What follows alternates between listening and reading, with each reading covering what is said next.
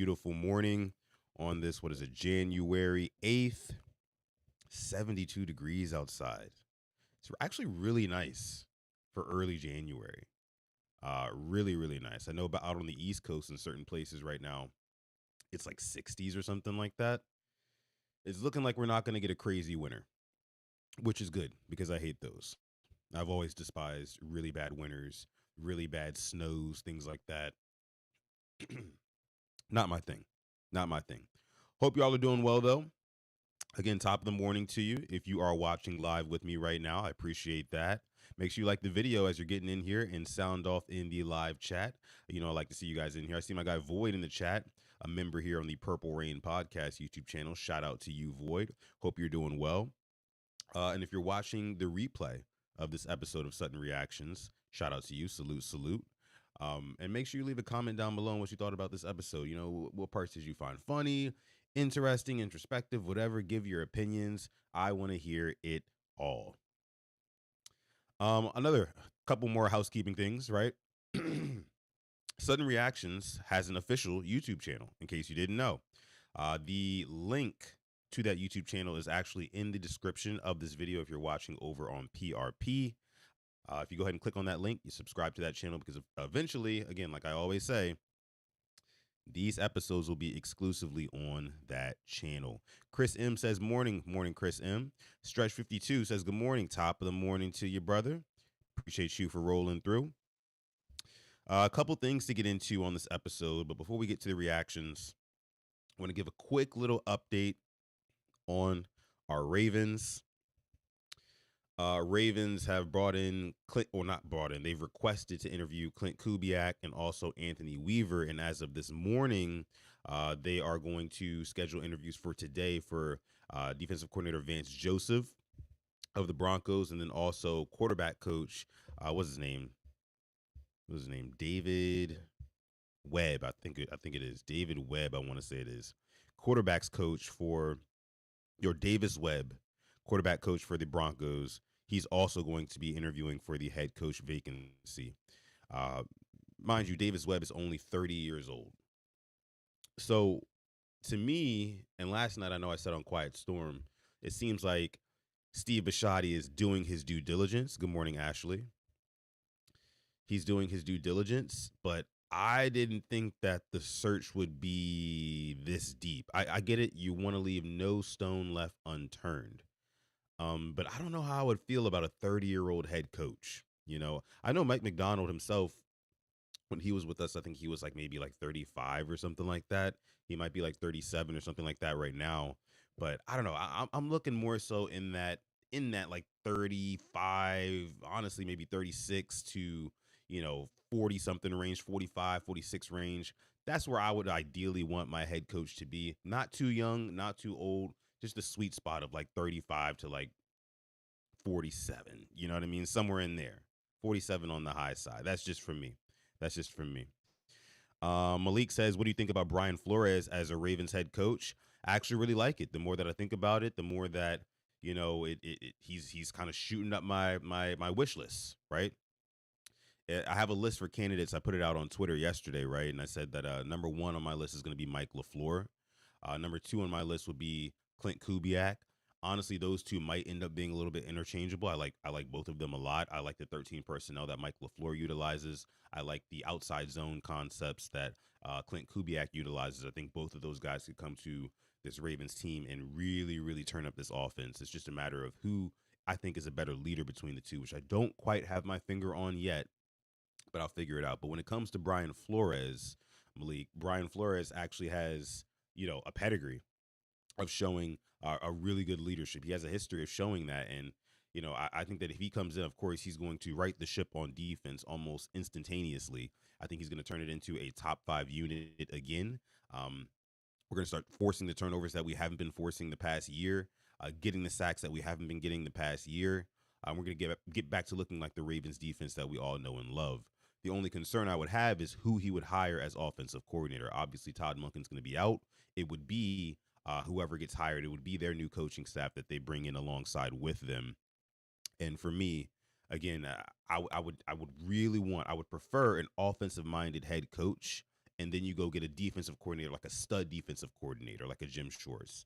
Um, but that's just me. Instead of the other way around and getting a defensive minded head coach and then getting, maybe a boy genius or offensive coordinator or something like that. I wouldn't mind it. I wouldn't mind it, but I think that the priority should be Lamar Jackson. The priority should be evolving Lamar Jackson and taking his game to the next level, because essentially that's what's going to take this Ravens team to the next level. Being able to, I mean, you got to think about it. The Ravens were the best in the Lamar Jackson era, in this 8 year turn that we've had with Lamar Jackson so far. They were the best when they were putting up a massive amount of points, right? When they were averaging 30 plus a game, I mean, they were barely losing, you know. I think that the defense, when we get Zach Orr out of there, I don't see, the next coach coming in and having a defense that's just literally in the dumps, like literally at the bottom of the league in almost every category for the first 6 weeks. That happened in back-to-back years. That is absolutely unacceptable, and I don't think whoever we bring in will replicate that. But Brian Flores, though, I like the idea. I think he's third on my list. Again, it goes Mike LaFleur for me, Clint Kubiak, and then Brian Flores. That's how it goes in that order. In that order. Zach Orr should have never been hired. Harbaugh is trying to give his buddy a job. It cost him his job. Yeah,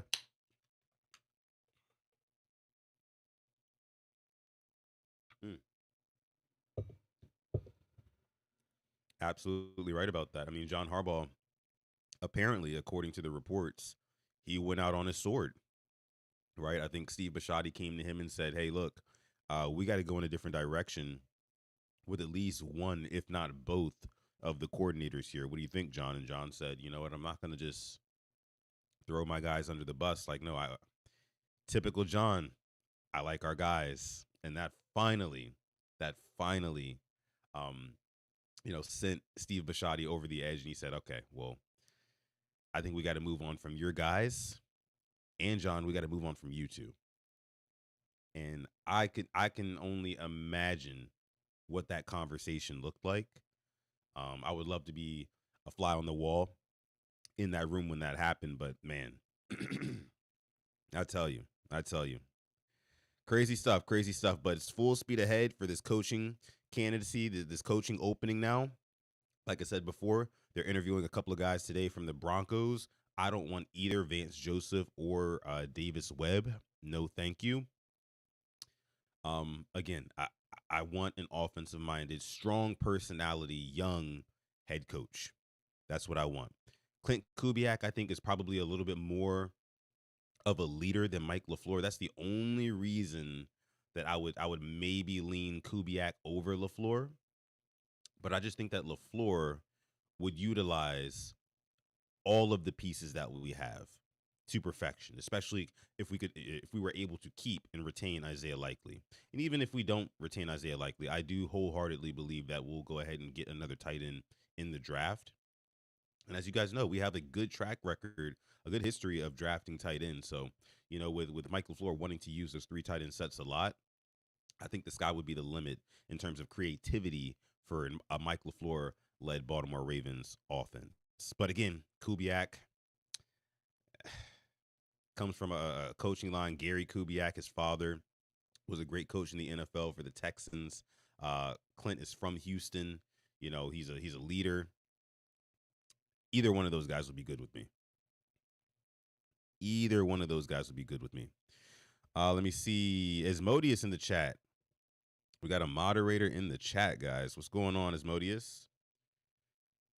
Says they're going to turn over every new leaf, or every leaf and every stone.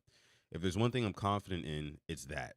Yeah, which is for sure. I don't want them to make like what will look like some sort of like hipster pick. Honestly, if you go Davis Webb, I don't know too much about the guy, but it would feel like a hipster pick, right? Like we dug deep for that. We would have no idea, right, really what we're getting out of somebody like that. Which is like, I don't think that, I was listening to my guys from 410 Sports Talk this morning. Shout out to them. And they were saying, one of them was saying how, bringing in a younger coach, or no, was it 410 Sports Talk? It might have been in PRP comment section. I can't quite remember, but somebody said, still shout out to 410, but somebody said that, you know, bringing in a young head coach right now, like one of these young offensive coordinators or defensive coordinators, like a Kubiak, Minter, LaFleur, they're not what the Ravens need right now. The Ravens need a more, you know, a veteran, you know, older, established head coach. I think getting a quarterbacks coach is the total extreme on the inexperienced side, right? I think it's just too much of a risk. I think that you do need somebody who's kind of like right in between, which is why, again, the young guys, the 38-year-old Kubiak, 38-year-old LaFleur, guys like that. I think that that would probably be the best course of action to, to me. To me. Let me see. Vance Joseph. Then we get a high-end offensive coordinator. I think will be good, but I could be wrong. Yeah, I'm not really a big Vance Joseph guy. Thoughts on Marcus Freeman from Notre Dame? Love him, love him. I think Marcus Freeman is the type of coach who any player would run through an absolute brick wall for. That's for sure. I think that he's a man of integrity, though. Uh, and that's very, very important to him. And what I mean by that is he just re-upped his contract with Notre Dame a couple of days ago, I think just last week, and saying he's going to return for another year. They gave him more money. So I don't think that this Ravens job opening up, just with him being, having that level of integrity, he's not going to go back on his word, right? And all of a sudden go for an attractive Ravens head coaching job that just opened up a few days after he got a little bit of an extension from Notre Dame. So would love that, but you know, Ravens need a head coach right now. I think he's going to stick around in college for another year, and then maybe he'll come to the NFL. But by that time, we'll already have our guy. So would love it, but you know, I don't think it's going to happen. ISO, what up? Top of the morning to you. Yeah, make sure you guys like this video. Again, this is episode 14 of Sutton Reactions. If you do want to follow the actual Sutton Reactions YouTube channel, the link is in the description, because eventually these episodes will only be streaming over on that channel. Can't stress it enough. This show will not always be on the PRP channel. So without any further ado, let's go ahead and get into some reactions, shall we? Okay. So yesterday, guys, we had a really good show. It was a jam-packed show. There was a lot of mess. There was a lot of mess on yesterday's show. I've trimmed down some of the mess today, and we're gonna kind of hone in on a couple of different videos, couple of different topics. But please also remember, you can send me topics. You can send me viral videos, whatever you want me to react to. You can send them to my Twitter or Instagram at SuttonDef. Both of those are the same handle, and the DMs are open on both of those accounts. So make sure you hit me up on there if you want me to react to anything of your choosing. Okay? All right. So let's see. What do we want to go with first here? Let's start with something... a little lighthearted, right? Well, I don't know if you could say lighthearted, but let's start with something that I found funny last night on TikTok. 3 kids, 3 teenagers. What are they feeding these teens these days, right? Like, these teens are more athletic than I feel like teens of older generations. I don't know if it's just me, but these are some teens trying to get away from the cops. Let's take a look.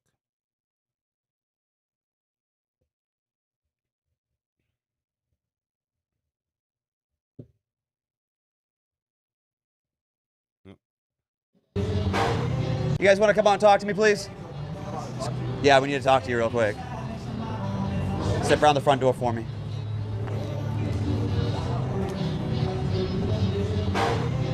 Walk out.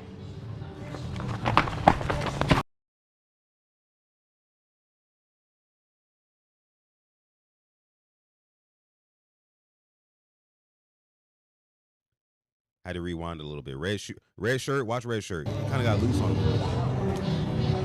Look at these kids. I don't know what they're feeding these kids. Walk out. They're way more athletic than. Look at this. Grab them. Ooh, look at the Watch them. Move. Look at the double move. Hey, where you going, bro? It was looking like Calvin Austin out there. Step around the front door for me. Cheeto Awuzie. Walk out. Look at this. Grab them. Oh my goodness. Watch them. Mixed him.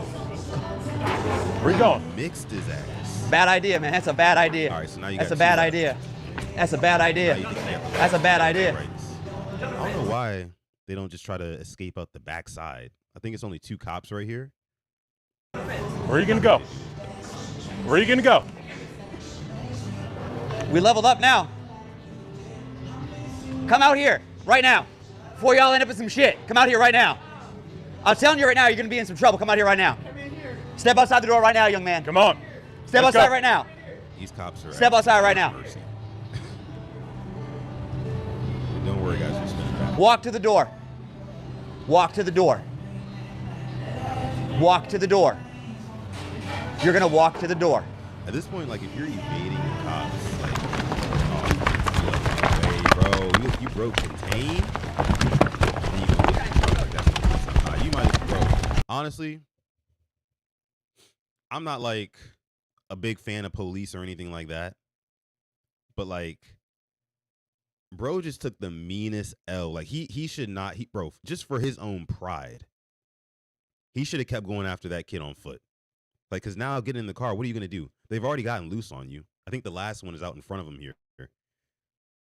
And all he's going to do is dip off into an alleyway or hop over a fence where your car can't go, and you lost all 3 of them.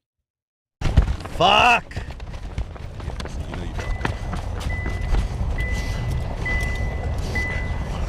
Gonzo? Drop my radio. It's way back there He's running around. Absolutely foolish.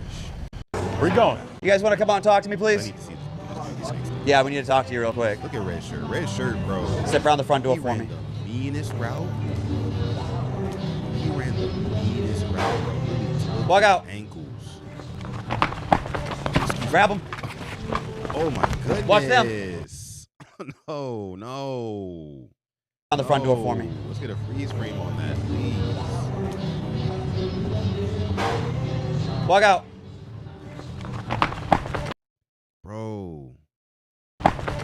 Grab him. Oh my God. Look, he put his foot in the ground, bro. Look when he put his foot in the ground. Bro, watch this. Oh my gosh. This man lost, dog. He's already got 2-3 steps on him, bro. Bro, quarterback turned the ball loose right there. Quarterback turned the ball loose right there. That's a touchdown. That is a touchdown, bro. I know he ran all the way home. Watch them. Where you going? Bad idea, man. That's a bad idea. That's a bad idea. That's a bad idea. That's a bad idea. Mercy. Couldn't be me. Couldn't imagine. Had that man in a blender. Give that guy a map. Honestly. Give that guy a map. Whew. Looks like that bounty hunter guy I used to always see on Facebook. I forgot his name. What bounty hunter guy? Body cam footage. They need some extra training. Who was recording? That's a good point too. Cause like,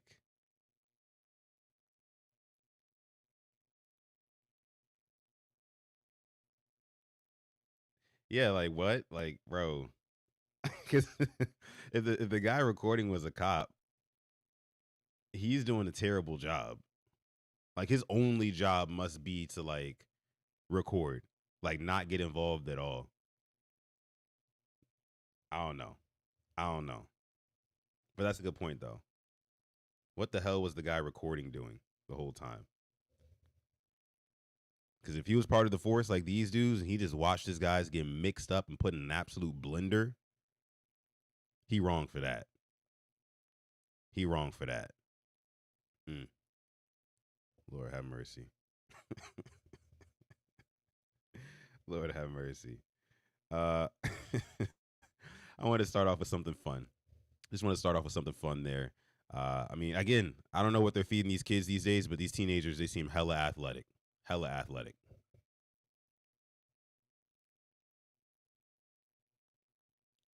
For no reason. For no reason. All right. Let's get into a little bit more of a serious topic, I guess you could say. So I think it was Richard Jefferson who was on his podcast. He was talking about the most valuable position in all of sports. And as you know, or may not know, Richard Jefferson is a longtime NBA player. So, of course, he's kind of biased towards the NBA. NBA players, having the hardest position to play in sports, as opposed to like, an NFL quarterback or another sport or anything like that. So let's go ahead and listen to what Mr. Jefferson had to say about what the most valuable position in sports is. And leave your take down below in the live chat or the comments as we listen along. They keep saying that a quarterback is the most important position in sports. I think that that is false. The best player on a basketball team is the most important because he plays offense and he plays defense. You can have the best player, the most important position in all sports, only plays half of the time. I'm sorry, that's a narrative that needs to end. And we'll end it with this. The best player in all of American sports is Shohei Ohtani because he is dominant on offense and he is dominant on defense. You know who else that sounds like? It sounds like a Giannis. You know what that sounds like? That sounds like a Bron. That sounds like somebody else that can win defense, that can play offense. Stop selling me that the most important player in American sports is the American quarterback. That's not true. Well, I fucking it is love not true. Yeah. Show me a statistic. Yeah, you can't win a Super Bowl without a great quarterback. That's fine. Try and win a basketball game without a great player. The quarterback, sadly, in my opinion, has lowered his importance. Now, we can keep pushing the narrative. We can keep pushing. It's the most important position in American sports. How? He plays half the game. Half the game. So if you're telling me that that player is more important than a Giannis, that's defensive player of the year and offensive, how? Show me the metric. Well, you can't win a Super Bowl with it. So I'm just saying, we've seen number one defenses. We've seen number one defenses, top five defense. Tom Brady always had a top five defense, didn't he? So we always see top five defenses out there because that's half the game. So how can one player win half the game when he's not even on? You know who has to do that? LeBron has to do that. You know who has to do that? Giannis has to do that. You know who has to do that? Jokic has to do that. You know who has to do that? Wemby has to do it. They play the whole game. Shohei Ohtani is the best pitcher, our top three pitcher, and he's one of the greatest hitters we've ever seen. So he plays offense and he plays defense. He is controlling both ends of the game when he does play. But even then, he doesn't pitch every night. Giannis got to play defense every night. Every single night, Giannis has to be the best defender on the floor. Okay. So that was a lot. That was definitely a mouthful from Richard Jefferson. Pause. And I want to agree with him because logically, just using the argument that basketball players and, for example, Shohei Ohtani in baseball, they play both sides of the ball. They play offense and defense. That makes sense. However, when you juxtapose the role of an NBA player, so let's just stay there with NBA players like a LeBron James, and you juxtapose that with the role of an NFL quarterback, so let's just say a Tom Brady, I am going to say the harder position to play is the American quarterback. And there's a couple of reasons for that. Being the quarterback, you bear so much responsibility, right? Not to mention, let's just from a standpoint of the amount of pressure and media scrutiny you get as an American quarterback.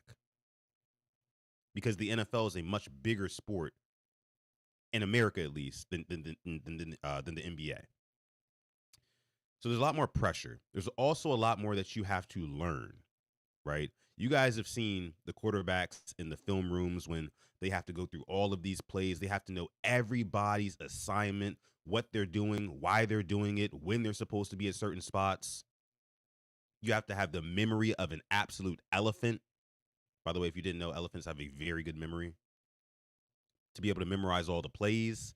And then, oh yeah, by the way, when we talk about the impact on the field versus the impact on the court, when you're on the court and you're a LeBron James, you can kind of will yourself and will your team to victory because it's just a lot of times, LeBron James comes up the court, He's being guarded one-on-one. If he can get past this guy, he can either get to the lane, make a basket, or he can kick it out, right? It's not that simple as an NFL quarterback. In order for you to succeed, you have to rely upon 11 other guys, 10 other guys. You have to rely on your offensive line to block for you. Well, first of all, you have to memorize the play call, communicate that play call to 11 other guys, right? And then you have to go up there and you have to trust that your offensive line will not break down. And if it does, okay, now you have to improvise on the spot. You have 2 seconds to make a decision pretty much on every single play. Play in, play out. You got to memorize a freak ton every single play. Communicate that with all the guys. And then your O-line has to block correctly.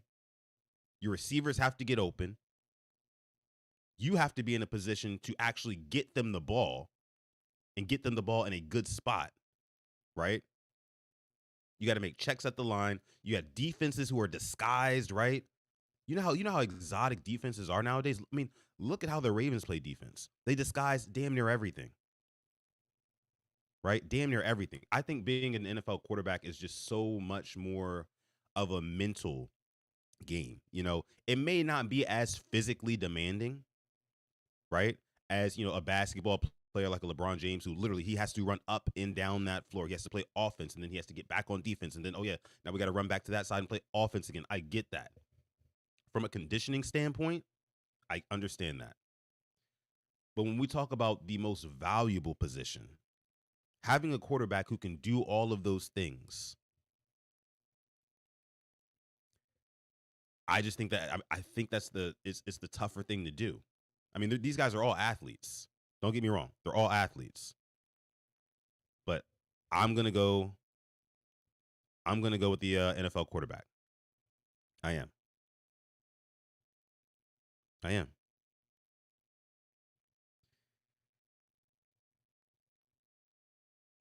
By his logic, the most important position would be in hockey or soccer then. Also true. Honestly, if we had to talk about the hardest sport in the world to play,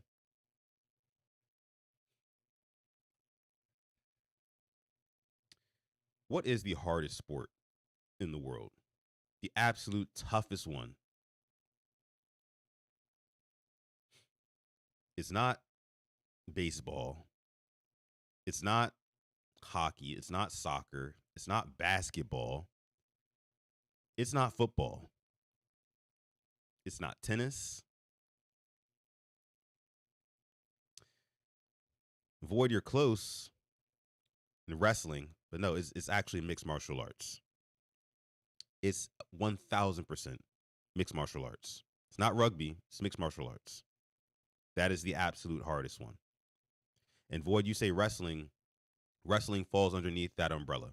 MMA covers everything. I mean, just imagine this. Let me set the scene for you. You are participating in an event where on a Saturday night, you're going to walk out to a crowd of 20,000 people. You're going to stand in an octagon underneath bright lights with no shirt on, just shorts. You're going to look across from you to a guy or a girl who their only job is to either put you to sleep, make you submit, or knock you out, or break one of your bones. Like purposely trying to injure you.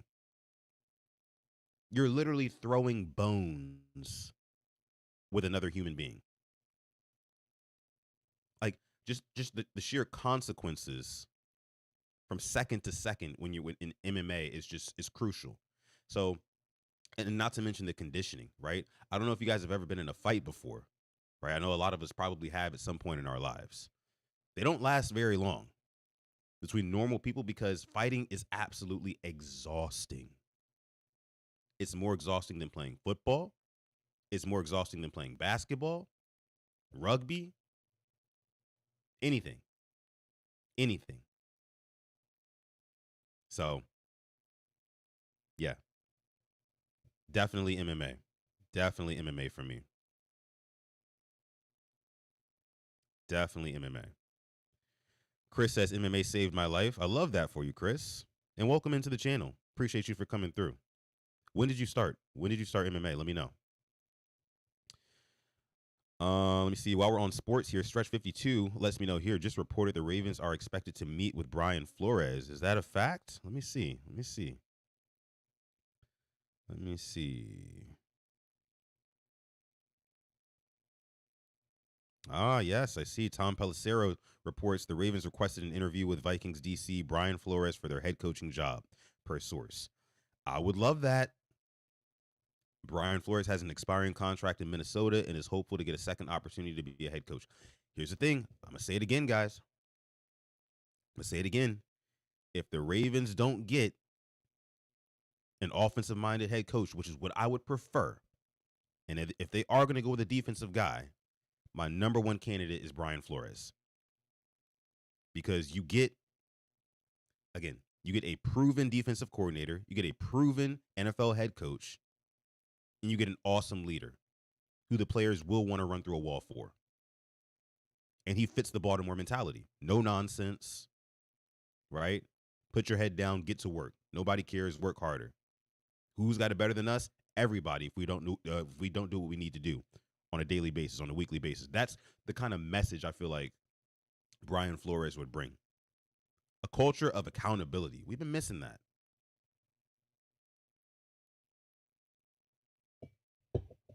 We've been missing that.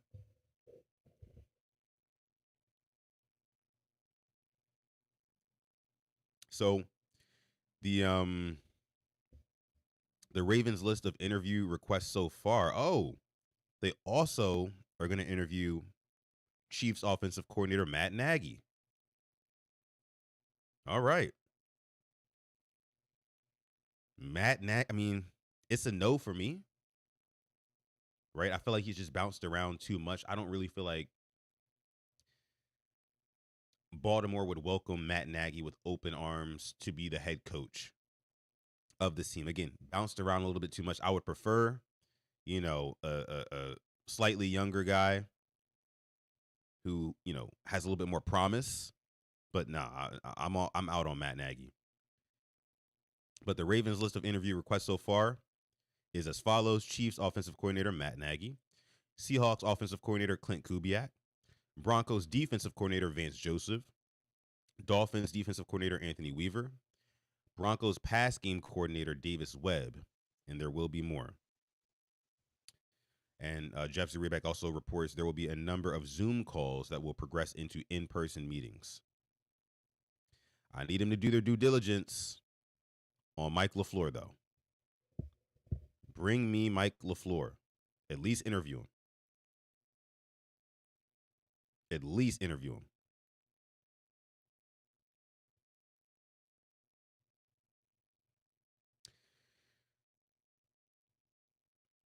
I was on heavy drugs and got out of prison for hitting a cop. Went to a gym and been training since 2010. Hey, man, good for you. Good for you, man. I mean, what, 16 years of training now? Man, I think you said something else down here. That's awesome, man. To turn your life around like that. I've heard that story actually a lot, with MMA, because it really humbles you. It brings you down to ground zero, right? Breaks you all the way down, and you're able to build yourself back up. I love that. Says, unfortunately, I hit a bump in the road with my health. My blood don't clot, so I can't compete anymore, but I do train the kids. Again, love that. Because what you're doing is, you're creating an outlet for children that you might not have had growing up. So, I mean, that's awesome. Either way, love that, man. And again, thank you for coming through. Welcome to the channel. Zeke says, Sutton, what's good? And everyone, what's going on, Zeke? Top of the morning to you. Top of the morning. Punch Dab says, I'm working and I just had to pop in and say no to Matt Nagy. LMAO, what's up? What's going on, brother? Appreciate you for coming through. Hope you're having a great day. Don't let him work you too hard. Do not let him work you too hard, man. Let me see. Stretch 52 says 2 of the top 5 offenses this year have offensive minded coaches. Yeah, it's an offensive league, man. As much as we want to, you know, dance around that and skate around that, we can't. We can't. You know, the league is heading towards offense. That's why I'm honestly really like ecstatic to get somebody that's kind of branched off of that Sean McVay tree. The last thing that I want is, you know, honestly, I don't really want an Anthony Weaver. I don't really want a Jesse Minner. The reason why is because they have connections to John Harbaugh. And if there's one thing that I do not want, it's a lateral move. I don't think that the Ravens can afford that. I think that the Ravens need to look towards their future. Even honestly, we need to be thinking even post Lamar era as well. I know we still need it. We have Super Bowls to win, fish to fry in this era. Trust me, I get it. Which is why, you know, a more established head coach or maybe a more familiar head coach might seem a little bit more appealing.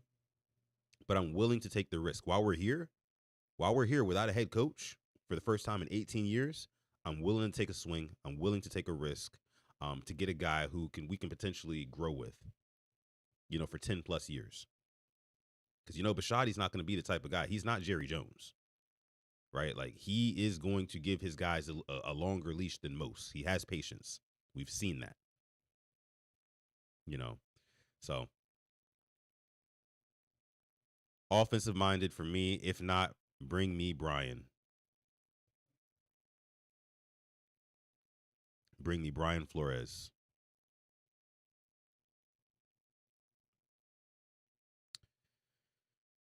Let me see. All right. Let me see what Void says here. What up, Void? Again, a member in our chat here. Shout out to all of our members here at the Purple Rain podcast. Appreciate y'all. Again, guys, don't forget. Scroll down to the description of this video if you're watching on PRP, and click on the link to the official Sutton Reactions channel, because eventually the show will only be streaming over on that channel. Void says we need someone who can truly use our guys to their maximum potential. What KC was able to do with Marquise Brown, Thornton, Rice, Worthy, Kelsey, etc. in the passing game should be a blueprint. Yeah, man. I mean, whoever we get, I want to see them make good use of Rashad Bateman if he's still around. Of course, Zay Flowers. Maybe we don't put him in motion so much and we just kind of let him run regular routes on the route tree, get him downfield quicker and more often. I would love to see that. I mean, as we saw, Zay Flowers, you know, those back-to-back touchdowns that he had in the fourth quarter against the Steelers, I don't think he was in motion for either of those. I could be wrong. I'd have to go back and look, but I think he was just lined up maybe at the in the slot, maybe that Z spot, and he just got open downfield, or maybe it was the Y. I can't remember. I have to go back and watch the play. But yeah, there's got to be a change. I think just a evolution of this Ravens offense, right, to get people more involved. Tez Walker is another guy. You know, it would make no sense to not figure out a way to get that guy on the field more often and see what he can offer. You know what I mean? So, good use of Tez and maybe LeJounte. I can see that. Because as Modi is making points here, well, as Modius to y'all, because he's a mod in the chat. Appreciate you, as Modius, again. Says Brian Flores to me will break out like Vrabel did if put into the right position. Yeah, perfect example. Perfect example. Vrabel, you know, he kind of broke out in Tennessee for a while, then it kind of went stale. But now he's breaking out again in New England, right? He's in the right system. He's got a young star quarterback who Drake May might win the MVP this year. Solid defense, you know. So I could see Brian Flores, you know, him being, you know, with the Dolphins. That ended up not working out. Him and Tua didn't really see eye to eye at all. He didn't like Tua Tagovailoa. He would love Lamar Jackson. He's already ranted and raved about Lamar Jackson in interviews before. And look at me talking about the Ravens so much on Sutton Reactions here. But we're reacting live. We're still reacting, so it's okay. But no, I just think I would love Brian Flores. Honestly, the thought of it has him kind of creeping up the rankings for me. Again, I still have him third as of this very moment. Honestly, I think I might have LaFleur 1A, Kubiak 1B, and then number 2, Brian Flores. Any of those 3 guys I'd be happy with. He broke out in the dumpster fire of the Dolphins, so I know he could break out here.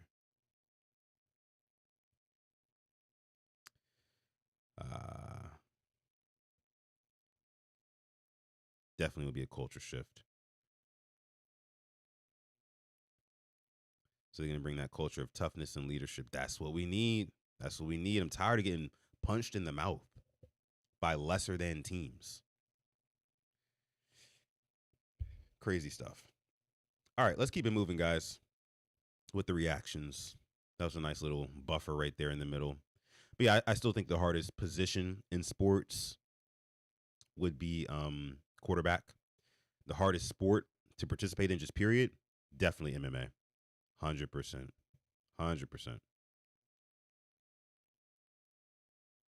King Lee says, so is the news that did the Ravens request an interview with Flores, or is that cap? No, that's the news. Tom Pelissero just tweeted that they are scheduling an interview with Brian Flores, or at least they requested an interview with him. So it's true. It's true. All right, let's move along here. It's time to get a little messy, guys. It's time to get a little bit messy here. You guys know what time it is. What's going on, Coach? Appreciate you for popping through. Coach, another one of our members here in the chat. Another one of our members. Zeke says, Sutton, are you doing a would you rather? You know what's crazy, Zeke? I was looking for some would you rathers earlier today because the one we did yesterday was a lot of fun. I couldn't quite find one that really like piqued my interest. If anybody has one, hey, throw it in the chat. Throw it in the chat, right? If you have an interesting, challenging would you rather question. I want to start doing like a little segment where it's like fun would you rather questions, because those are great. Those are great. Let me see. Boy says, here we go. All right. Maybe we can sprinkle them in. Maybe we can mix them in if you guys throw some in the chat. Been fighting with YouTube all morning. Damn, I mean, sometimes it'd be like that, Coach. It'd be like that. All right, here's the first one. So it kind of asks the age-old question, does it pay off to be a good person, right?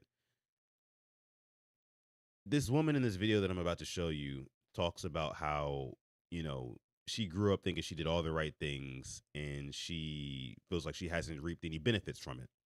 And I want to know what you guys' take is on this. Here's what she had to say. I was taught over the years, you be a good girl and you'll get everything you want in life. You be a good girl. You keep your legs closed. You don't be out here fighting in these streets. You talk like a lady. You eat like a lady. You do this like a lady. And what did he give me? Huh? What did he get me? Rage. And nobody talks about that. Nobody talks about the good girl who grows up and she turns 40 and she looks around and she's like, what the fuck did I do wrong? I did everything that everybody asked me to do. I was a good girl. I went to school. I went to church. I wasn't sleeping around. I wasn't drinking. I wasn't smoking. I wasn't doing none of that shit. I was a good girl and it got me nowhere. So guess what? The good girl is dead. She's dead. When she about to go pull out the hose suit from the lair in her basement or something. That's enough. I said to myself, that's enough. It's time to bring the other girl out, right? It's time to bring the other girl out. Now she about to transform. Because the good girl, and I love her to death, but she had to die. Because at the end of all of it, you become an adult, and you look around, and all you have is grief. This almost sounds like Cap. I was taught over. It almost sounds like Cap, doesn't it? I mean, because like, and I saw his Modi's put in the chat, like, this is like the female version of a quote unquote nice guy. And what do you tell people who think that nice guys finish last? It's like, no, they don't. You're probably just not the good person that you think you are. I think that that's what this boils down to. Like, she's talking about how, she did everything that everybody wanted her to do. Well, that's your problem right there. You weren't being yourself, and people can read right through that.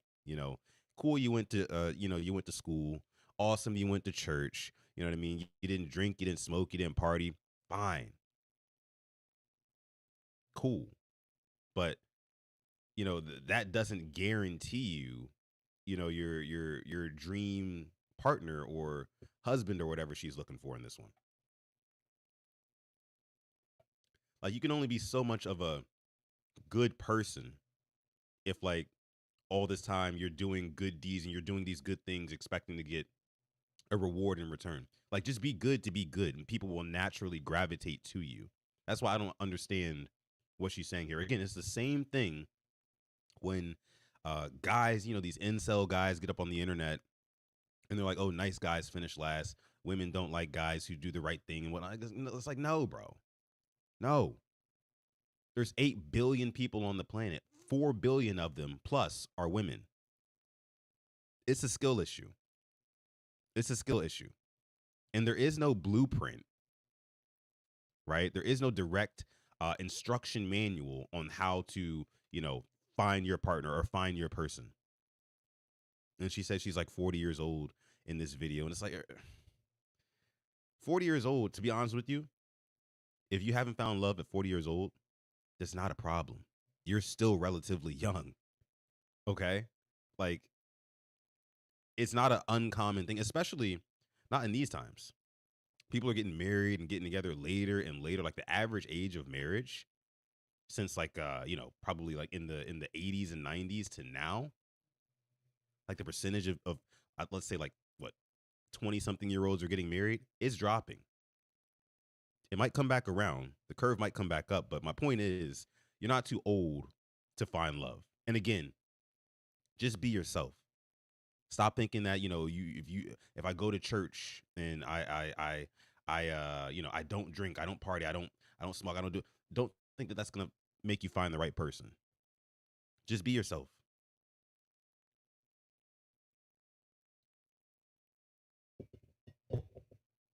Just be your freaking self. See what you guys are saying in the chat.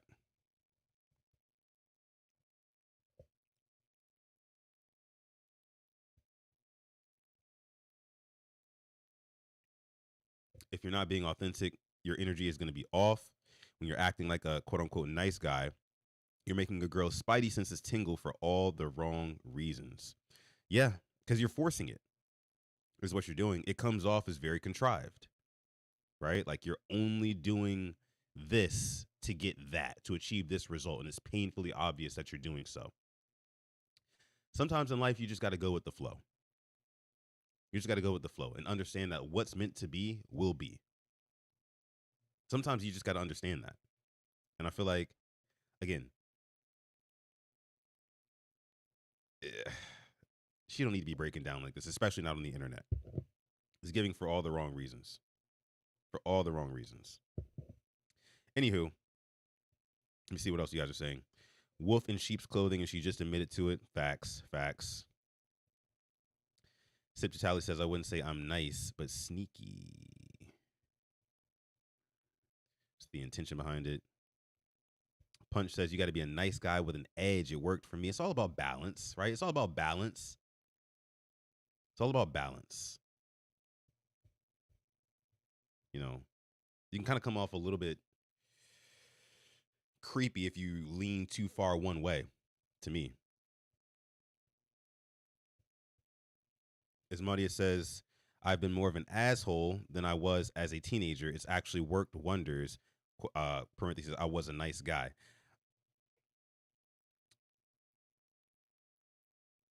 See, I don't think being an asshole is necessary.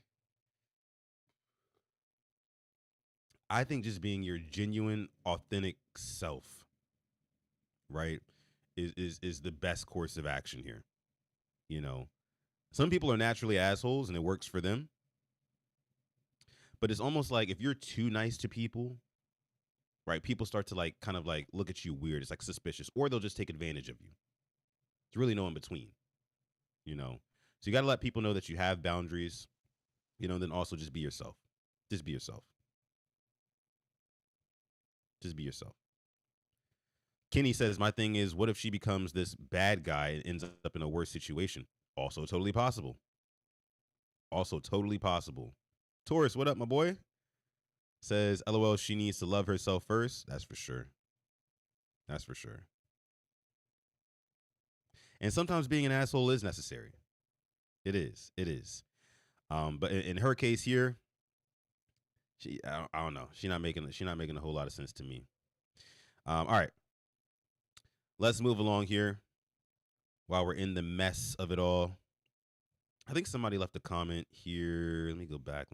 Somebody asked me a question. I think it was my guy, Stretch52. Says, have you tried any of the try not to laugh challenges? I haven't. Send me those. Send me those. Like, I don't know what those necessarily are, but they sound like fun. Okay. But this next one here, this is from a podcast from I guess it was Bradley Martin's podcast. While we're sticking on the, I guess, relationship topic, they talked about platonic relationships and are they real? Like, is it possible for men and women to just be truly just friends? Bradley Martin doesn't think so, and I guess here's why. Do you think guys and girls can actually be friends? Yeah, but I think there's boundaries. If I'm in a relationship, I'm not gonna have a guy best friend. Well, let's say you're not dating a guy. Do you still think you have a guy friend? I just think guys aren't trying to make friends with girls. Really? Yeah. What kind of guys are you hanging out with? Every single guy on the planet. There's no way you think that.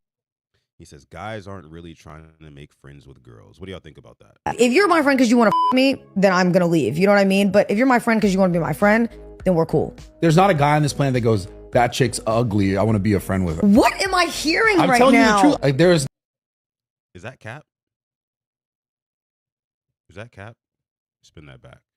Because you want to me, then I'm gonna leave. You know what I mean? But if you're my friend because you want to be my friend, then we're cool. There's not a guy on this planet that goes, that chick's ugly, I want to be a friend with her. What am I hearing right now? I'm telling you the truth. Like, there is not a time when a guy goes, I just want to get to know that person, period, just because they look like they'd be a cool friend. What? That never happens. That is not true. That never happens. Okay, I never. think that doesn't make any sense at all. You think guys and girls can actually be friends? One more time. Yeah, but I think there's boundaries. If I'm in a relationship, I'm not gonna have a guy best friend. Well, let's say you're not dating a guy. Do you still think you have a guy friend? I just think guys aren't trying to make... But see, I think she kind of like proves his point in the beginning when she says there's boundaries. If I'm in a relationship, I'm not going to have a guy best friend. I don't think you can say that, but then also believe that deep down, like guys and girls can be friends, because you're contradicting yourself, right? If guys and girls can just be friends, why would it not be okay for you to have a guy best friend while you're in a relationship with another man? Right? She kind of contradicted herself from the beginning. Trying to make friends with girls. Really? Yeah. What kind of guys are you hanging out with? Every single guy on the planet. There's no way you think that. If you're my friend because you want to me, then I'm gonna leave. You know what I mean? But if you're my friend because you want to be my friend, then we're cool. There's not a guy on this planet that goes, that chick's ugly, I want to be a friend with her. What am I hearing I'm right telling now? you the truth. Like, there is not a time when a guy goes, I just want to get to know that person, period, just because they look like they'd be a cool friend. What? That never happens. That is not true. That never happens. Okay, Okay. All right. So let's break it down, right? Let's talk about it, guys. Do y'all think that men and women can just be platonic friends? This is a very, very hot topic. I see the chat's going crazy. I want to get through you guys's opinions on this one. Punch says, I got one best friend who was a girl who we've been friends since middle school. We're in our 30s now. I think it's rare, but it happens.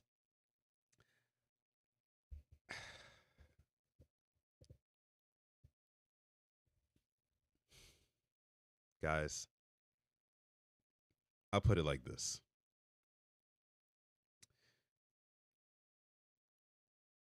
I think that if you're a man, I think two things can be true. I think that most men do tend to gravitate towards women, or just most people in general tend to gravitate towards other people who are attractive, right? Who they find attractive, right? Because if you flip it the other way around, I don't think many women are looking at guys that they deem unattractive and saying, hey, I want to be his friend. Now, some do, but I think by and large, that's not really happening. At the end of the day, we like people who we like. You know what I mean? Like who we kind of find attractive, especially when it comes to the opposite sex. But I do think this: if you are a man and you cannot have a platonic relationship with a woman, even if you do find her attractive, right? Even you can have the thought like, okay, like if you had the opportunity to sleep with this woman who was your friend, like for example, who put that in the chat? I think it was Punch.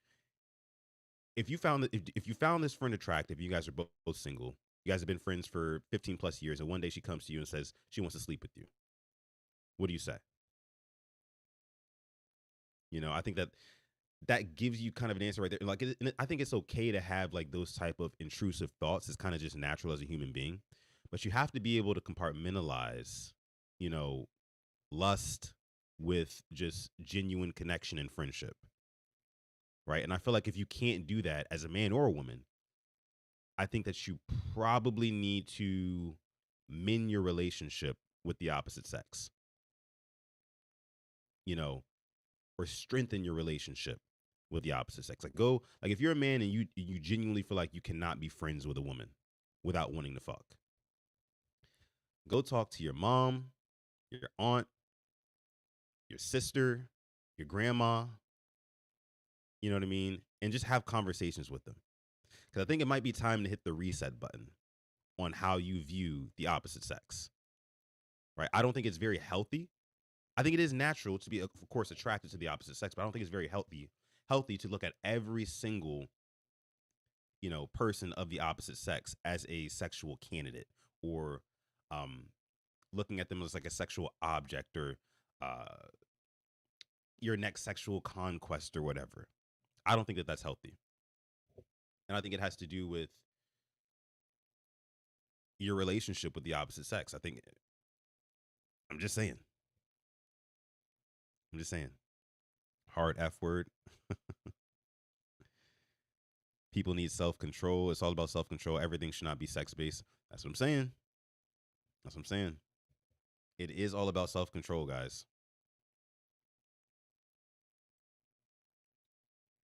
You don't got to hunch on everybody you see, everybody you know.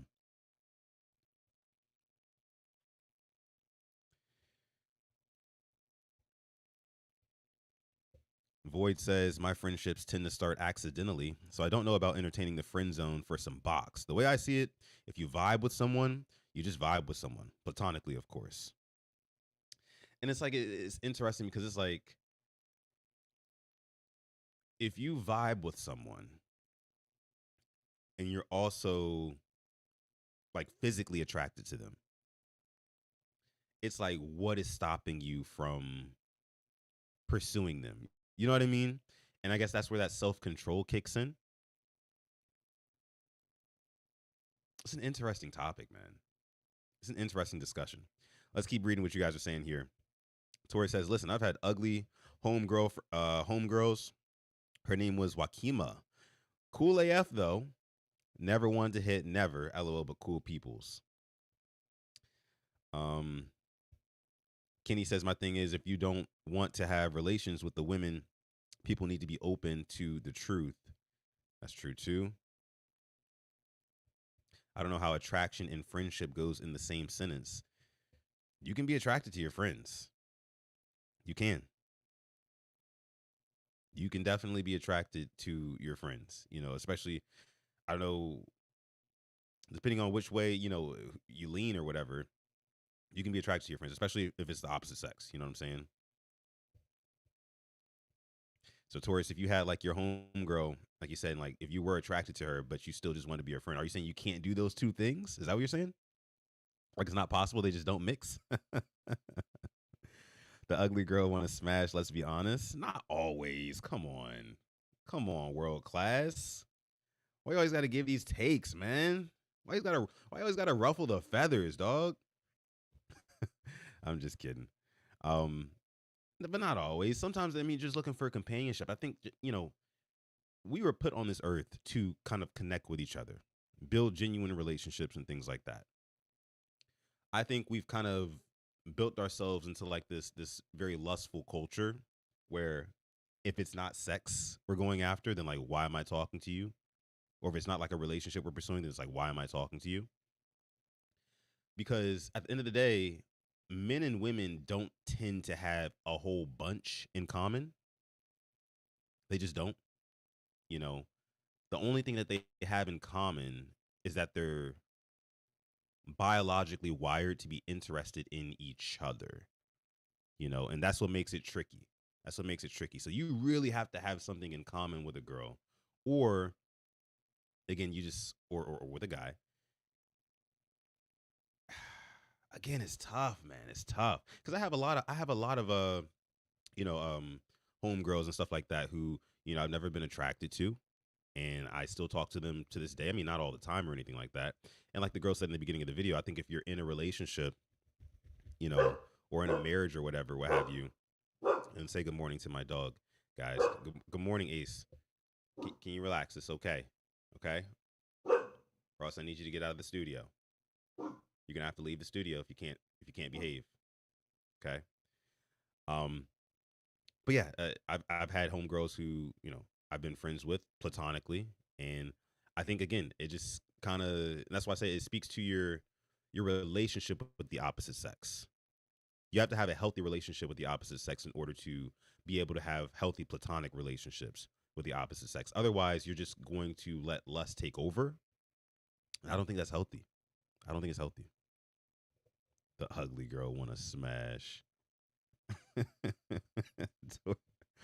Tori said, "Oh my gosh, Sutton, if you catch me on the right day, I'm taking whatever down. I'm not proud of all my bodies."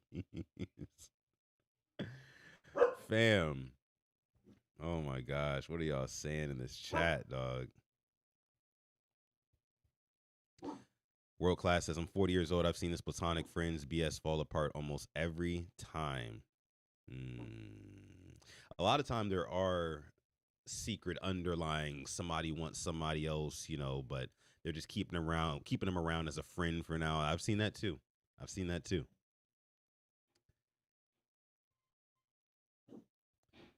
I believe also how did y'all's relationship start could affect how you manage your friendship or relationship. Yeah, that's another thing too. That's another thing too.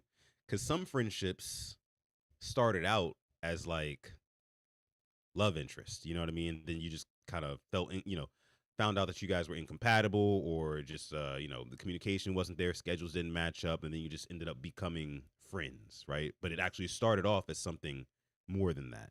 I've seen that too. I've seen that too. And it can always come back around. Ace giving his input. Yeah, he's giving his input. That's for sure. Something you could have hit, I promise you, is crazy. That is crazy. I was a groomswoman in one of my male best friend's wedding.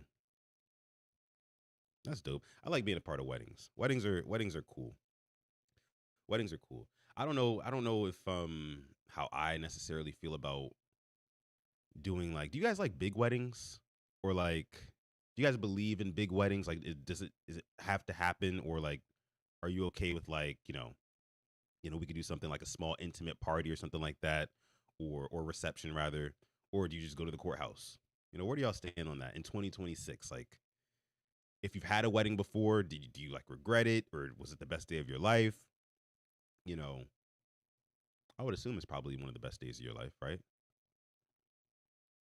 But I don't know. Asmodeus, Ace is my dog. He was barking. Ace is my dog. That's his name.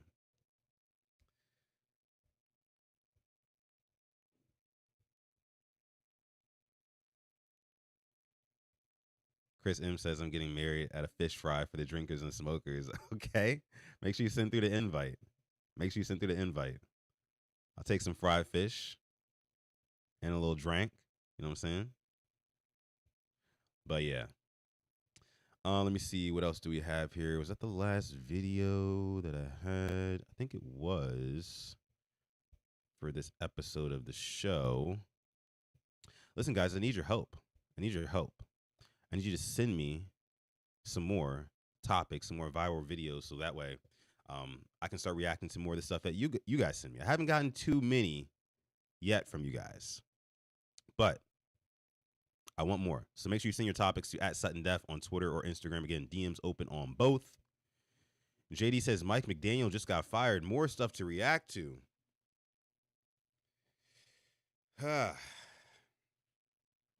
All right. Mike McDaniel just got fired from the Miami Dolphins.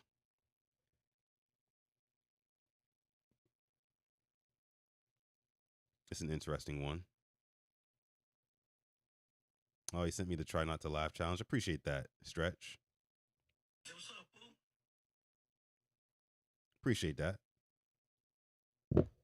Definitely have to look into those maybe for next episode. But Mike McDaniel, I mean, again, it is not a surprise. It's not a surprise. However, I wouldn't mind if he was the OC. I said this last night on Quiet Storm. I wouldn't mind if he's the OC, not the head coach. Way too soft, way too quirky, way too not. He don't even look tough enough, right? I don't want that. I want a tough, gritty, hard-nosed head coach, right? And if it's not going to be that, I know that LaFleur and Kubiak maybe aren't that all the way, right? But those guys are from in and around the McVay tree. That's why I like them. Ask my guy Alex too, simply AS10, who I'll be live with later today on episode 368 of PRP, discussing, head coaching candidates. I'm sure more news is going to drop today. We're going to get into all of that. But Mike McDaniel, I wouldn't mind him as our OC. Wouldn't mind him as the OC. Let me see.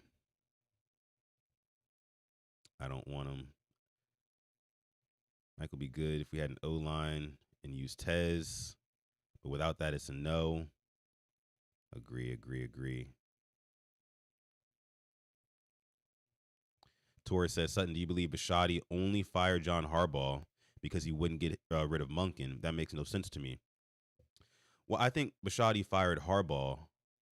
I think he didn't want to move off either coordinator, to be honest with you. I think that he just wanted to go out on a shield. I think that he knew that it was time. You know what I mean? There's only so many coordinators that you can go through on offense and defense before, I think John Harbaugh just said, the buck stops here.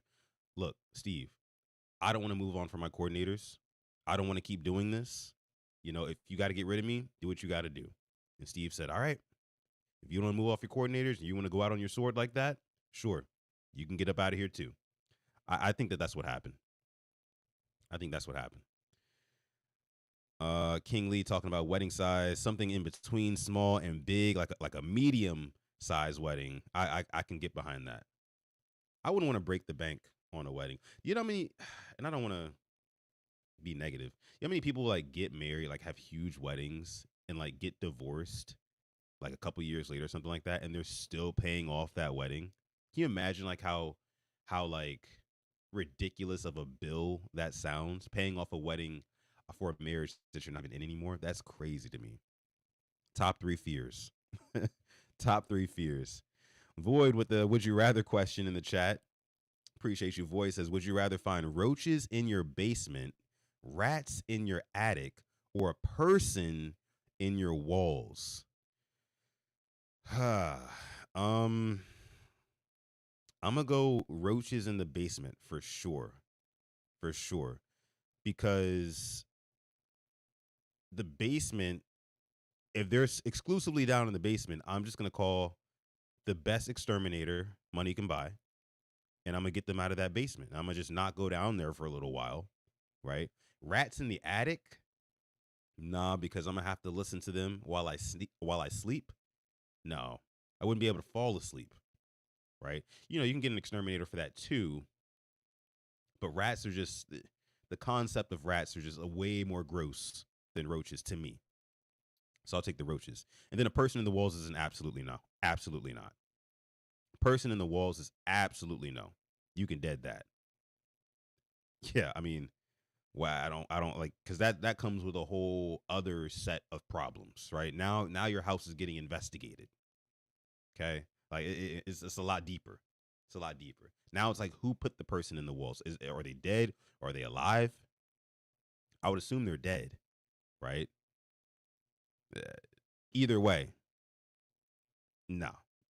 That's probably the last option that I would pick. But definitely, I'll go roaches in the basement, only because that seems like the easiest fix.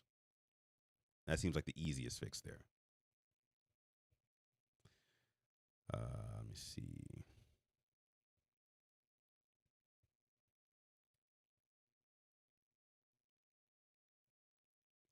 I think with the Ravens' job opening up, teams are going to pursue it, even some teams with established coaches. Yeah, I mean, I guess it's just the with how long he's been with the Ravens and how respected the Ravens are as a franchise who, always seems to be above water, like floating above water. They're never drowning or anything like that. Even this year, they still had a chance to make the playoffs after starting 1-5. A lot of people would attribute that to John Harbaugh. So I do believe that while we think that, Harbaugh is like good riddance, like we're wiping our hands of him, we're washing our hands of Harbaugh and his entire staff, other teams around the league, even ones with head coaches currently, they look at that as like stability, which is important in this league, right? You don't ever want to be, you know, it's like, do you want to be launching your rocket ship from the bottom of the ocean, or do you want to be launching it from ground level? You know what I mean? Harbaugh gets you launching your team from at least ground level. He raises the floor.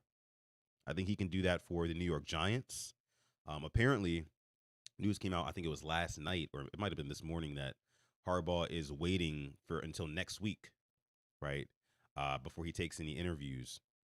And I assume that's because he wants to wait and see, if the Eagles' job opens up, if they get kicked out of the playoffs, if the Bills' job opens up, if Sean McDermott ends up getting fired. Um, there's another team as well, Packers' job, if Matt LaFleur ends up getting shipped out of there, if they lose.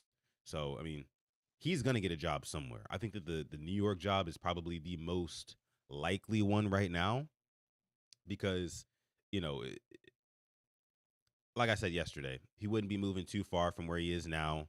He gets to inherit a young quarterback who will believe in him, right? Who will trust him. A young running back, a young savage running back in Cam Scatterboo, a top 10 wide receiver in Malik Neighbors, who should be coming back, a top 10 pass rush, a top tier pass rush, I should say. They still got to get it together. With all the talent they have, they should have been a lot better. But I understand their season fell apart. But, Abdul Carter, Brian Burns, Dexter Lawrence over there on that defensive front. There's some good pieces in New York. There's some very good pieces in New York if John Harbaugh went over there. I can't believe John only wanted to make minor adjustments to the team. Yeah, that was crazy. He's an absolute nutcase for that. It shocks me, but then it doesn't. Steve said it's Super Bowl or bust. John said it's not after that press conference. I bet Steve was heated after. That's a good point. That's a good point because Steve definitely did say in that interview on the Ravens YouTube channel that he wants to win now, which basically means, yeah, it is Super Bowl or bust. And then John went on the Lounge podcast a couple of weeks after, right before the season started, and he said, people who say Super Bowl or bust, I mean, it's phony. Like, people who say that have never won anything. Wow. Life comes at you fast, doesn't it? Real fast. Real fast. Let me see. Void. Roaches and rats reproduce too much. They won't stay there. Person can run the fade for the house. Again, a whole human being inside of your walls, Void. That comes with a whole nother slew of problems. It's a human being. It's a human being, man. King Lee says, I just followed you on X. Keep up the good work. Appreciate that, King Lee. And I will. And I will.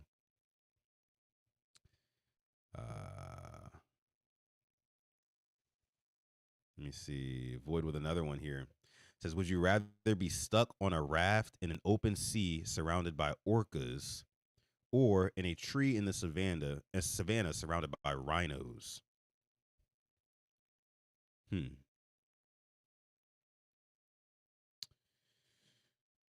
I would probably go with the. Either way, I'm gonna die, right? And I have this fear. I don't know if anybody else has a fear of drowning. I think that's probably one of the worst ways to go.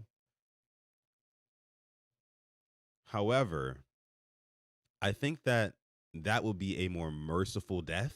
So I think I'm gonna have to go with stuck on a raft in open sea, surrounded by orcas. I think that that would be a more merciful death than being stuck in a tree in the savannah surrounded by rhinos. Because if I'm in the savannah, it's not just rhinos around me, right? I know rhinos aren't gonna climb up the tree and come and get me out of the tree, but something else that lives in the savannah can, right? I don't know all the animals that live in the savannah, but I know there's some sort of cat or some sort of primate or something like that who could come and get me out of the tree. Let alone if I don't know, if an eagle comes, and I don't know. I think I would probably go with the orcas on the raft. Again, seems like a quicker, more merciful death for me. Definitely not going to the savannah though. Savannah seems way more dangerous. Give me the orcas. Yeah, give me the orcas.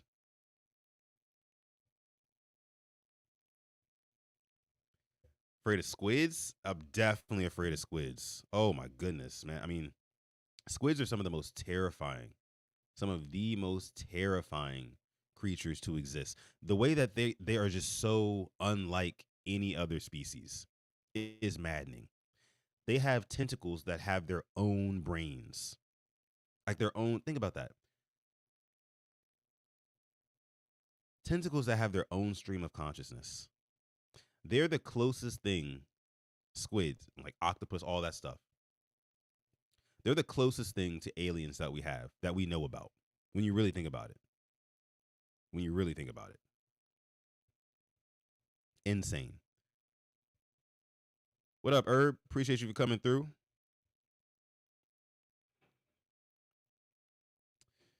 Let me see. Most coaches would pounce at the opportunity to coach Lamar. That's true. That's true. And I'm hoping they do. I'm hoping they do. I would love our coaching staff to be Kubiak, McDaniel, and Raheem Morris. Wouldn't be mad at that. I wouldn't be mad at that at all. At all. Rhinos aren't nice. No, they're not. The ocean is a big red flag, but rhinos are very mean. Leopards, exactly. Leopards will get right up in that tree, snatch you right up on out before you know it. I mean, the leopard will hold you up in the tree and eat you, like kill you while you're in the tree.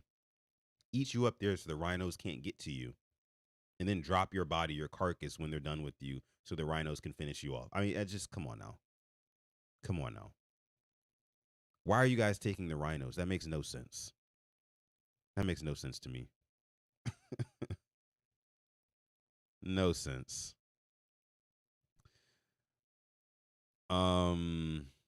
Sutton says, Sutton, would you rather have pink eye while streaming or a strep throat with only soda to drink? Pink eye while streaming would be very embarrassing. I don't know how I would explain that to you guys.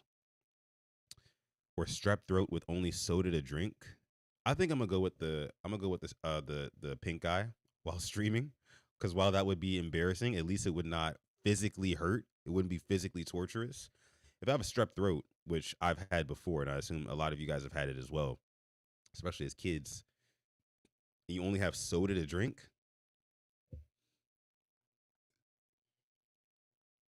Nah, man. That's like, nah. Mm-mm. Mm-mm. I'm gonna go with the pink eye. At least I could explain that to you guys. You guys might laugh at me, right? But hey, at least I could get some content out of it, I guess. Rhinos don't bite. Prove it, world class. Prove rhinos don't bite. Come on now.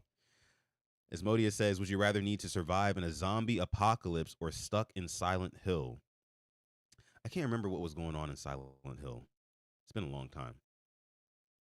But a zombie apocalypse, though, I mean, it depends on what type of zombies. Are we talking like Walking Dead zombies? Or are we talking like World War Z zombies? Basically, can these zombies run? Right? Because if these zombies can run, then I'm going to take the other option. I'll go with the Silent Hill, even though I don't know exactly what that entails. But zombies that can kick it, nah, man. Nah, I'm good. I'm good. I think I'm all set on that. I'm all set on running zombies.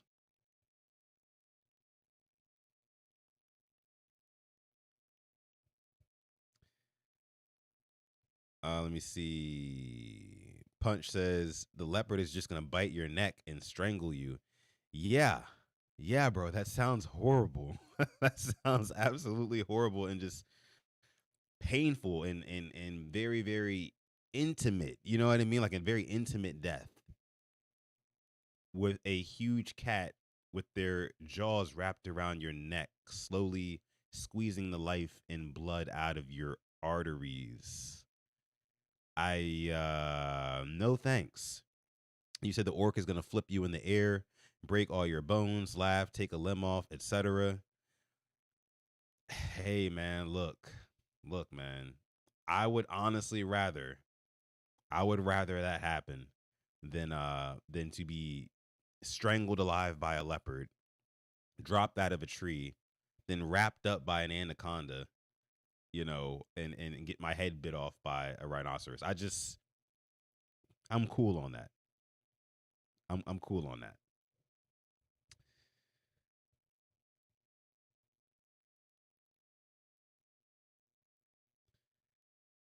My man Torres said I speak rhino. I become one with the animals on land like I'm Eliza Thornberry. Oh my gosh. Shout out to that show. That's a throwback. The Wild Thornberries on Nickelodeon. How many of y'all remember that?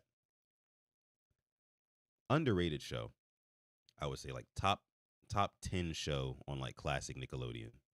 Maybe closer to 10, but underrated show for sure. Let me see what else y'all are saying here. Appreciate y'all for coming through. Make sure y'all like this video, subscribe to the channel, and again, I'm gonna say it again. Go down the description if you're watching on PRP, which I know a lot of you are. Go down the description. The link to the official Sutton Reactions YouTube channel. It's right there. Click on that. Subscribe to that channel as well, because eventually we're fully transitioning over there. We won't be live on PRP. I'm not getting eaten alive ass first. Exactly, bro. Come on. Come on. Come on, bro.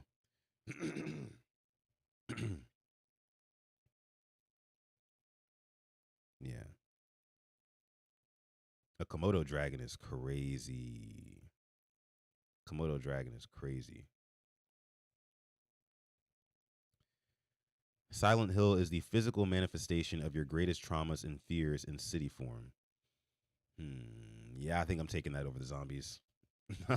Not gonna lie. I think I'm gonna take that over the zombies, big dog. Every single time. Would I rather be stuck in Derry with Pennywise or in the Upside Down with Vecna? I haven't seen either of those shows, but I think I get the premise of both. I think I'm gonna go with the Upside Down. Truly. Because at least then I'll have friends. At least then it'll feel like an adventure, right? I feel like Pennywise is just like constant terror. Constant terror. And I feel alone. Nah, I'm good. Give me my friends. We'll go fight Vecna together.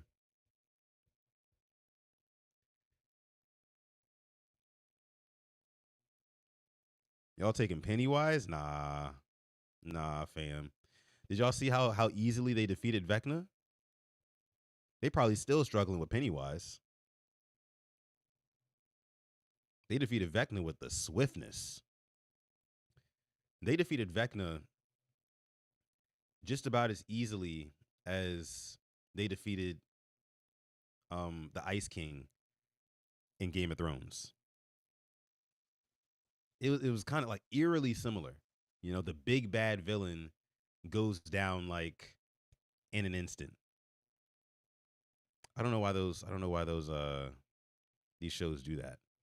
Give me Pennywise. I like clowns.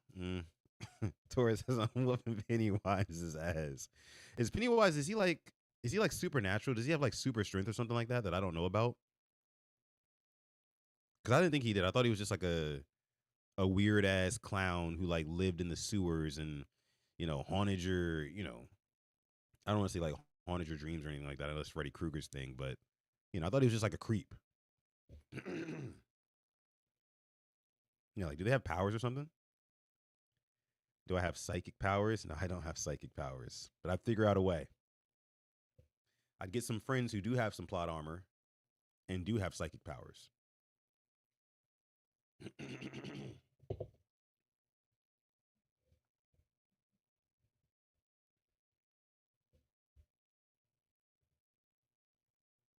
World Class says here, Sutton, would you rather have Greg Roman as head coach or Billy Cundiff back at kicker? I think I'm going to go. This is a tough question right here, dog. This is a tough question. But I'm being honest. I think I would probably go Greg Roman as head coach. I think I would go Greg Roman because Billy Cundiff, I don't know how old he is right now, but if he was our kicker and we had to trot him out there, I would have no confidence at all that he'd be able to make anything. You know what I mean? Anything outside of 20 yards, 25 yards. At least with Greg Roman, he could have coordinators who he could defer to, right? He could have an offensive coordinator who he could defer to. Of course, a defensive coordinator who he could defer to. But if you have a kicker, again, I don't know how old Billy Cundiff is. Let me see how old Billy Cundiff is right now. That's a good question. How old is old Cundiff? Billy Cundiff age. Well, Billy Cundiff is 45. He could probably still. Nah. Too much trauma. I think I'm going to go Greg Roman. That's a crazy question, by the way, World Class. That is a crazy question. But I would have to go Greg Roman head coach. Greg Roman head coach or Billy Cundiff the kicker. That's funny. That's funny.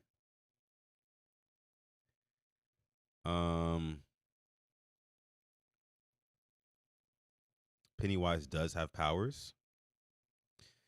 He is an alien entity spawned from the deadlights who can shift reality and scares you to season you up. He can also shapeshift and can see past, present, and future at once.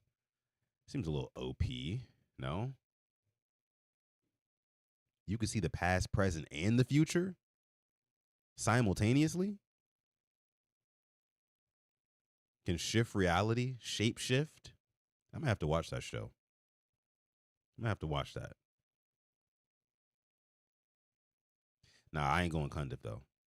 I ain't going Cundiff. As Modi says, would you rather have $1 billion or your choice of superpower? And if so, which power? Oh, I'm taking the superpower. I'm taking the superpower. Because depending on what superpower I get, I can go get $1 billion.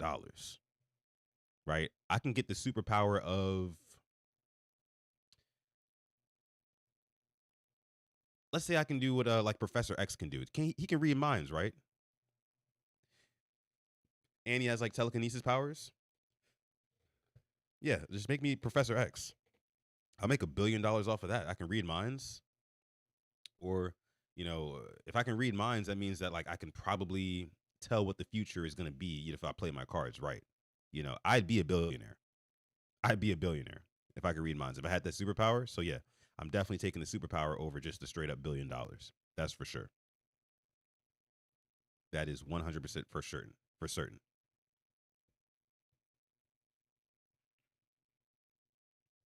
And control minds, right? Exactly. Yeah. Yep. I would literally, man. like mind, the power of mind control alone, you could end. You could literally create world peace. World peace, just like that. And if I can be that superhero, I mean, they might try to off me, because even that's dangerous, right? You got this guy who can control minds. Oh no, we got to take him out. It'll be in like every country's best interest to like try to find somebody like find me if I had that superpower and kill me. They would definitely. But I don't know. I would still take the superpower. That's just me. That's just me. All right, look, guys, I'm gonna go ahead and get out of here for this episode of the show. Appreciate y'all for coming through. This has been another episode 14 of Sutton Reactions. This has been a fun one, a very fun one. I love the Would You Rather question, guys. Get some more interesting ones, and let's start them. Let's start doing those at the beginning of the episode before we get into the mess and all that stuff. Again, we're still figuring out the logistics of this show, so I appreciate you guys kind of helping me out with that. Again, my name is Sutton Def. This is Sutton Reactions. Me and Alex will be live on Purple Rain Podcast later today, talking about our Ravens and the latest on the head coach cycle that this Ravens are going through right now. Again, love you guys. Appreciate y'all. And I will see y'all later. Stay positive, test negative. Have a great rest of your day. Never, ever, ever forget to call God. I'll catch you guys in the next one. Peace.